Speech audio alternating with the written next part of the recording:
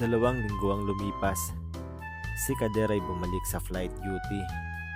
Short haul muna. Si Simon ay nakalib. Sumasailalim sa therapy. Hindi sila pwedeng makita sa publiko. Isang piloto, isang pulis, isang insidente na nasa balita.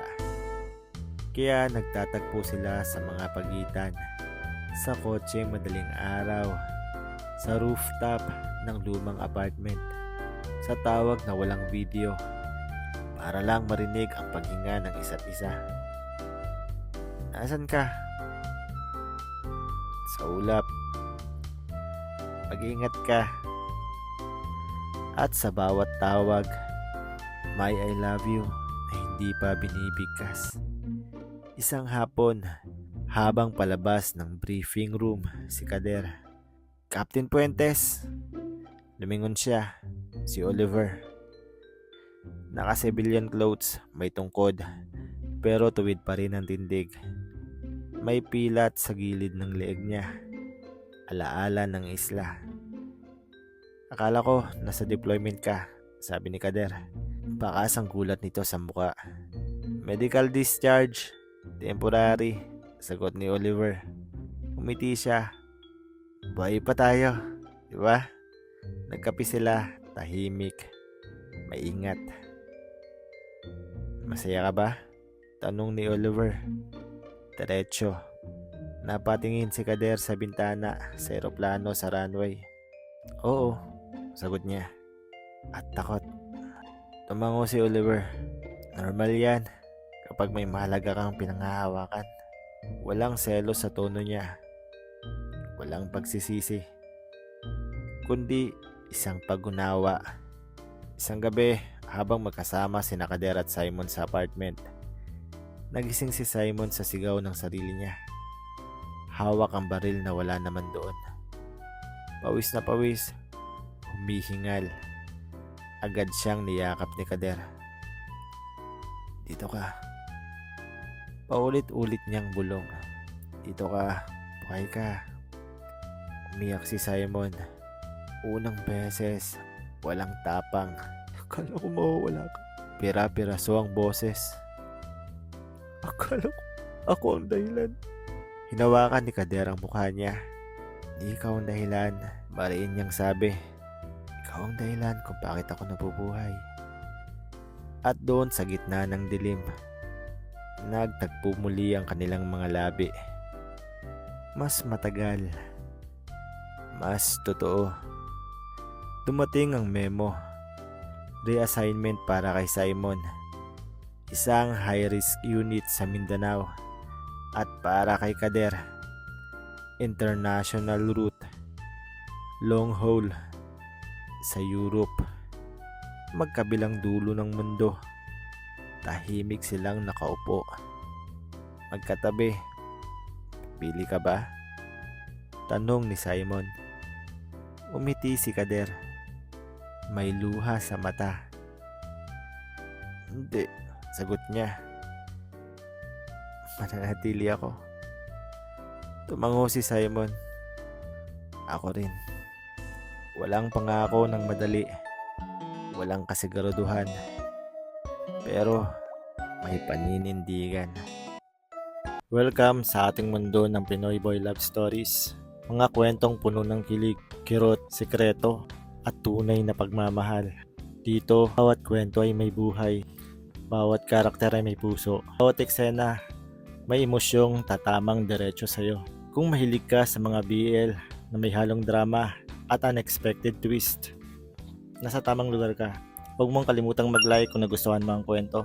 Mag-comment para malaman ko ang iyong reaksyon at ang iyong suggestion. At syempre, mag-subscribe para sa mga susunod na episode at bagong kwento. Huwag nyo rin kalimutang i-click yung notification bell para hindi nyo ma-miss yung mga bagong stories. Tara, simulan na natin ang kwento sa araw na to.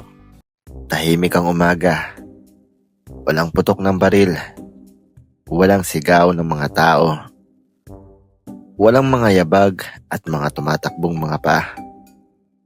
Tanging tunog ng kape na tumutulo at mahinang ingay ng lungsod sa labas ng bintana. Si Kader ay nakatayo sa kusina. Naka-t-shirt lang. Hawak ang tasa. Nakatingin sa labas ng ulap na dahan-dahang gumagalaw. Sa likod niya, bumangon si Simon. Walang baril. Walang uniforme. Tao lang. "Maaga ka," sabi ni Simon. Paus pa ang boses. "Hindi ako nakatulog," sagot ni Kader. Hindi lumingon. Lumapit si Simon. Inabot ang tasa. Uminom. Sarap sabi niya. Pero parang may kulang. Umiti si Kader. Sanay akong magluto para sa sarili. Biglang nabalot ang paligid ng katahimikan. Sa parking lot, sabay silang naglalakad. Si Simon papasok sa presinto. Si Kader papunta sa airport. Magkaibang direksyon. Huminto sila sa gitna. "Hindi na kita ihahatid," sabi ni Kader. "Masasanay tayo eh." Tumango si Simon.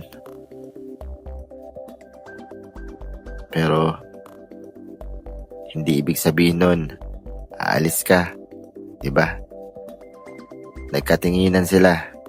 Walang drama, walang pangako. Pero may takot. Isang halik sa pisngi, isang yakap na mabilis. "Mag-iingat ka," sabi ni Simon. "Oo naman, palagi," sagot ni Kader.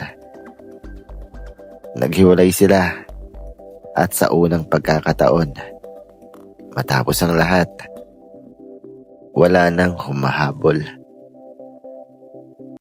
Sa himpapawid, sa cockpit, nakaupo si Kader.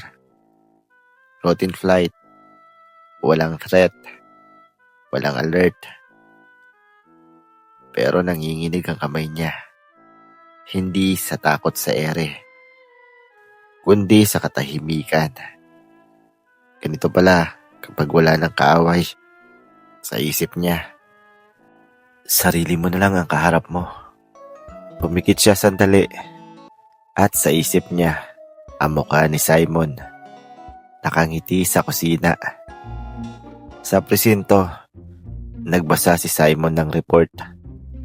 Mga petty crime, mga away kapitbahay, normal. Pero nang may malakas na bumagsak na folder sa mesa, napaitlag siya. Huminga siya ng malalim. Hindi lahat ng ingay ay banta. Paalala niya sa sarili. Lumabas siya saglit. Tumingin sa langit. Walang helicopter. Walang baril. Isang payapang araw lang.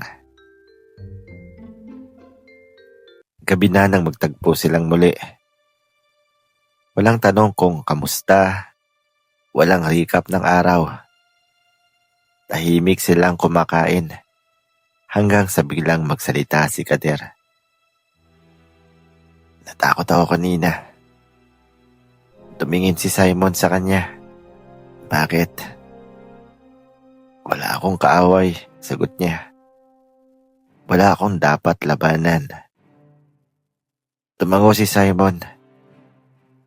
"Ganyan din yung nararamdaman ko." Tumahimik ulit ang paligid. Pagkatapos, lumapit si Simon at inihilig ang ulo sa balikat ni Kader. "Hindi natin kailangan maging bayani araw-araw." Bulong ni Simon. Yumakap si Kader. "Pwede bang maging ordinaryong tao lang?" "Pwede," sagot ni Simon. "Dito." Sa balkonahe, magkatabi sila. Tanging ilaw ng lungsod ang nagbibigay liwanag sa kanilang dalawa. Dinadama ang simoy ng hangin at ang katahimikan ng gabi. Walang putok ng baril, walang kaguluhan. Pero may simula. Madaling araw, tahimik ang kondo. Masyadong tahimik para kay Kader. Nakahiga siya sa kama. Gising at mulat ang mga mata. Nakikinig sa bawat tunog. Ang elevator sa malayo. Ang sasakyang dumaraan. Ang mahinang hilig ni Simon sa tabi niya. Dahan-dahan siyang bumaling. Nakatagilid si Simon. Payapa ang muka. Parang walang bakas ng lalaking minsan humarap sa baril. Paano siya natutulog ng ganito? Tanong ni Kader sa sarili. Pumikit siya at biglang isang sigaw sa isip. Isang malakas na putok ng baril. Isang kamay na humihila sa kanya pababa. Bumilis ang tibok ng puso niya. Umupo siya bigla. Hiningal, pawisan, nanginginig ang mga daliri. Kader, nagising si Simon. Agad na umupo. Pinabangungot ka ba? Tanong niya. Hinawakan ang balikat ng piloto. Umiling si Kader. Pero nanginginig ang boses. Hindi. Alaala. Tahimik si Simon. Hindi niya tinanong kung ano. Dahil alam niya. Lumapit siya. Iniabot ang kamay ni Kader. Hinawakan ng mahigpit. Nandito ka, sabi niya. Wala ka na doon. Huminga ng malalim si Kader. Pero parang nandun pa rin. Bulong niya. Lumipas ang mga araw. Magkaibang oras. Magkaibang mundo. Si Kader, madaling araw ang flight. Si Simon, gabi ang duty. Nagkakasalubong lang sila sa kusina, sa pintuan, sa pagitan ng antok at pagod. Mamaya na tayo mag-usap. Madalas na sabihin ni Simon. Oo, sagot ni Kader. Pero palaging may bitin.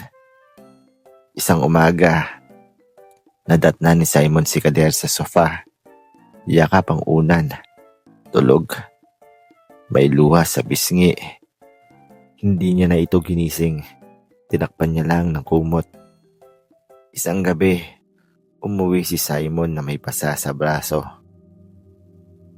Anong nangyari sa'yo? Tanong ni Kader. Operation, sagot ni Simon. Diretso sa banyo. Simon! Tawag niya. Tumigil si Simon. Tahimik. Hindi mo na yata ako kinakausap. Huminga si Simon ng malalim. Hindi ko gustong dalhin dito ang trabaho ko, sagot niya. Mabigat ang boses. Ayaw kitang madamay. Lumapit si Kader. Pero nadadamay na ako, sabi niya. Nanginginig. Hindi dahil sa baril, kundi dahil sa katahimikan mo. Nagkatinginan sila. Pagod, parehong pagod. Hindi kita kayang protektahan palagi. Biglang sabi ni Simon. Hindi siya sumigaw. Pero mas masakit yun. Anong ibig mong sabihin? Tanong ni Kader. Ibig kong sabihin, sagot ni Simon. Baka mas ligtas ka kung wala ako. Parang sinuntok ang dibdib ni Kader. Yan ba ang solusyon mo? Tanong niya. Umalis? Hindi. Sagot ni Simon agad. Pero minsan, naiisip ko, baka akong dahilan kung bakit hindi ka na makahinga. Sandaling katahimikan sa kanilang dalawa. Mabigat. Pagkatapos mahina, pero malinaw na sabi ni Kader. Hindi kita minahal dahil pakiramdam ko ligtas ako. Minahal kita kahit alam kong delikado. Napatigil si Simon. Lumapit si Kader. Inilapag ang noo sa dibdib ni Simon. Ako gabi-gabi. Pulong niya. Pero mas natatakot akong mawala ka. Hinawakan ni Simon ang likod ng ulo niya. Marahan. Nasanay na akong hindi normal ang buhay ko. Amin ni Simon. Lagi akong handang sumugod. Laging handang mawala. Hindi mo kailangan mawala. Sagot ni Kader. Kailangan mo lang manatili. Yumakap si Simon. Mahigpit at totoo. Sa kama, magkatabi sila. Pero hindi nag-uusap. Pero magkahawak ang kamay. At nang muling magising si Kader sa kalagitnaan ng gabi, nanginginig. Nandyan si Simon. Gising na pala. Nakatingin sa kanya. Hindi ka nag-iisa. Bulong ni Simon. Kahit sa dilim. Ngumiti si Kader. May luha. Kahit sa alapaap. Sagot niya. Sa unang pagkakataon, matapos ang trahedya, nakatulog silang magkahawak ang kamay. Hindi dahil nawala ang takot, kundi dahil pinili nilang harapin ito ng magkasama. Maagang tumanggap si Kader ng email. International route assignment. 6 na buwan. Middle East, Europe rotation. Matagal niyang tinitigan ang screen. Ito ang pangarap niya noon pa. Ito ang pinaghihirapan niya. Pero ngayon, may pangalan na siyang iniisip bago ang sarili. Sa kusina, nagkakape si Simon. Suot ang uniforme. May flight ka ba mamaya? Tanong niya. Oo, sagot ni Kader. May bigat. Overnight? Hindi, sagot niya. Biglang tumahimik ang paligid. Gusto niyang sabihin, pero hindi niya magawa. Hindi pa. 3 araw ang lumipas bago niya sinabi. Nakakuha ako ng international assignment. Biglang sabi ni Kader habang naglalakad sila pa uwi. Huminto si Simon. Gaano katagal?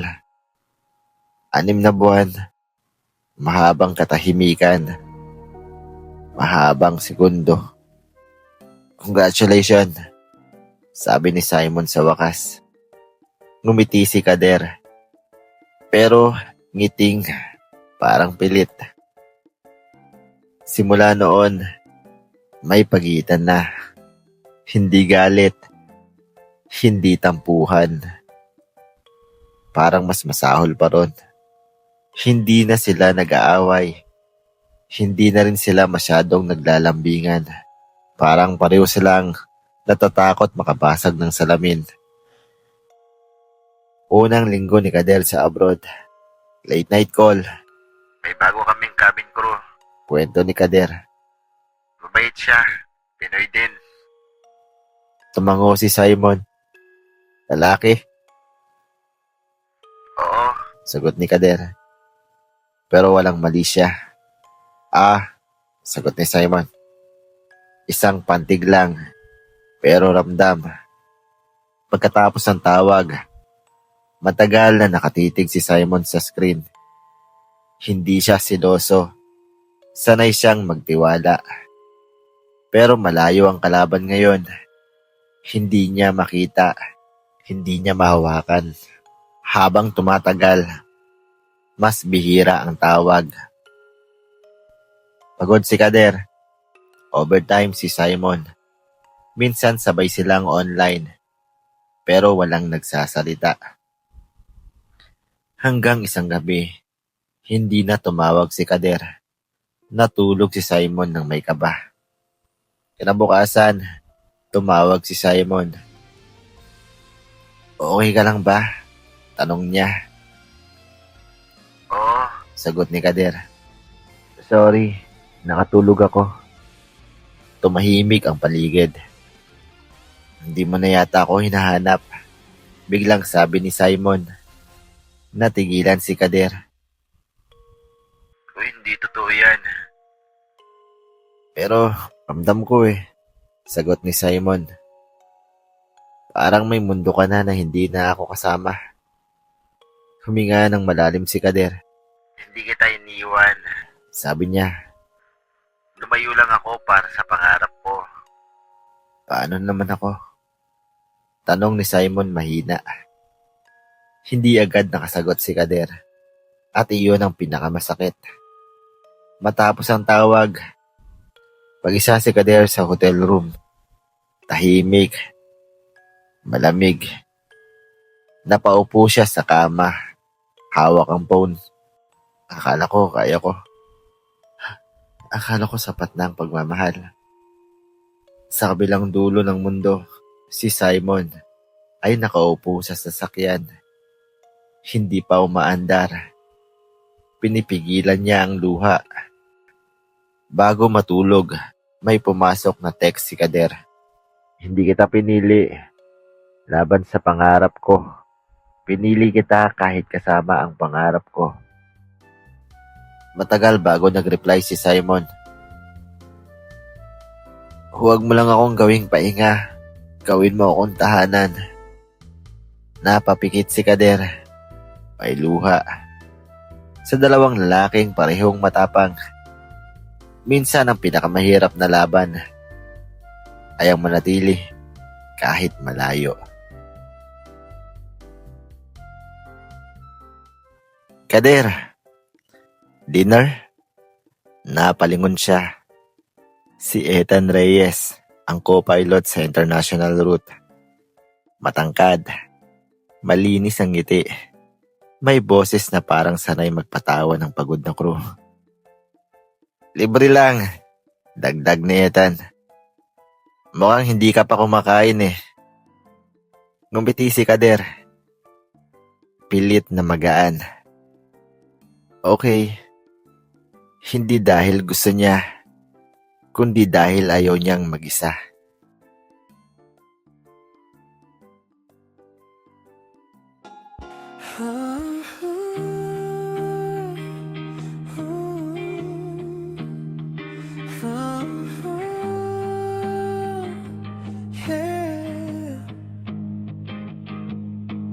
Sahing papawi, mundo ko'y tahimik. Hanggang sa gabi nakita ka sa ilaw ng lungsod. Uniforme mong bughaw, matay seryoso. Ako'y piloto, sanay lumipad mag-isa.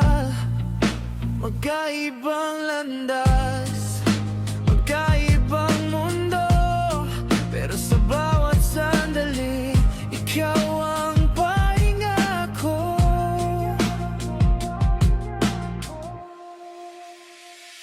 Ikaw ang lupa